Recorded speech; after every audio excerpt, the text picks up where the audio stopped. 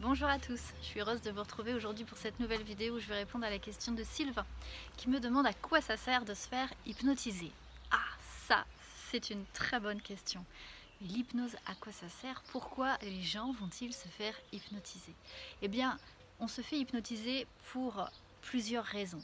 Tout simplement parce que l'hypnose peut vous aider à vous libérer de certaines choses, à changer certaines de vos habitudes et vous sentir mieux. Pourquoi? Comment c'est possible? Eh bien, on part du principe que vous faites des tas de choses consciemment. Vous savez que vous les faites. Par exemple, là, je suis tout à fait consciente que je suis en train de parler à la caméra et que derrière, il y aura des gens qui vont m'écouter. Ça, c'est quelque chose que je fais consciemment.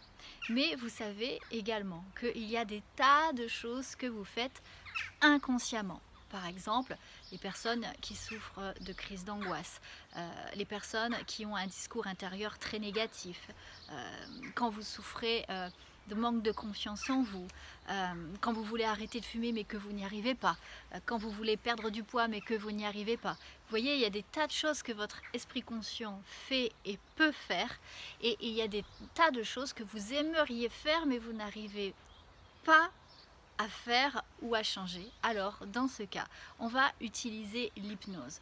Pourquoi? Eh bien tout simplement parce que tout ce qui n'est pas conscient relève de votre inconscient ou du subconscient ou de tout autre nom que vous voudriez bien lui donner.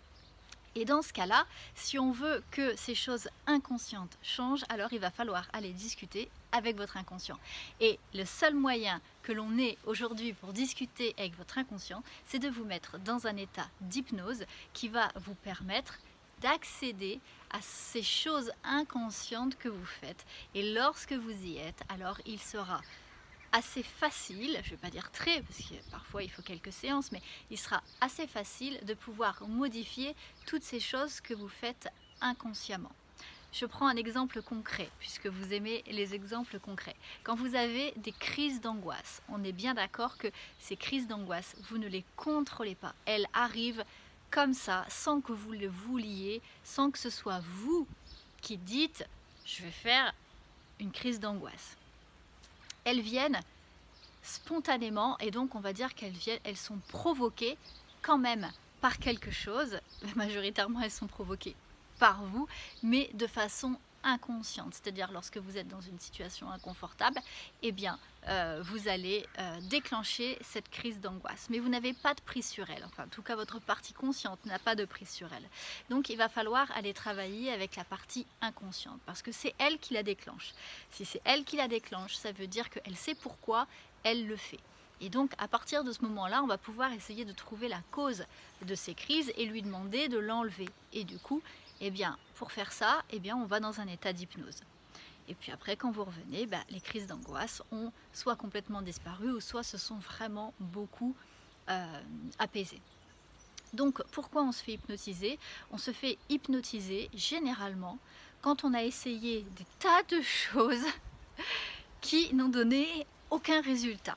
Voilà, moi c'est régulièrement que j'ai des clients qui viennent me voir après avoir vu leur médecin traitant, plusieurs médecins traitants, des spécialistes, des tas de corps de métier de la santé, et pour autant ils n'ont pas réussi à se libérer complètement de ce qui les bloquait, ou ils sont toujours coincés dans quelque chose qu'ils ne veulent plus.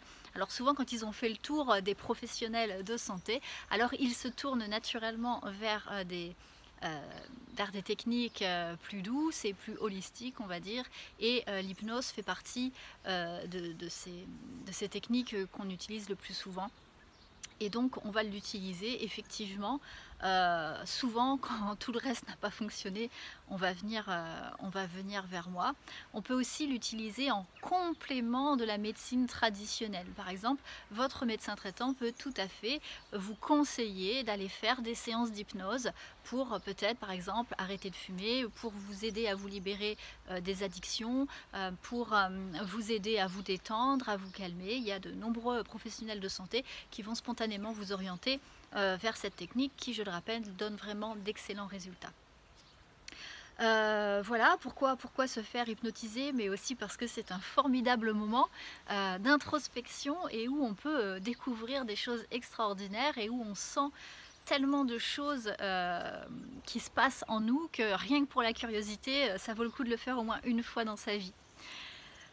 Quoi d'autre? Pourquoi on se fait hypnotiser? Bah, je crois que j'ai fait le tour, hein, sûrement, c'est pour aller mieux, c'est voilà, c'est pour avancer et hem et puis, oui, pour aller mieux, pour avancer. Voilà.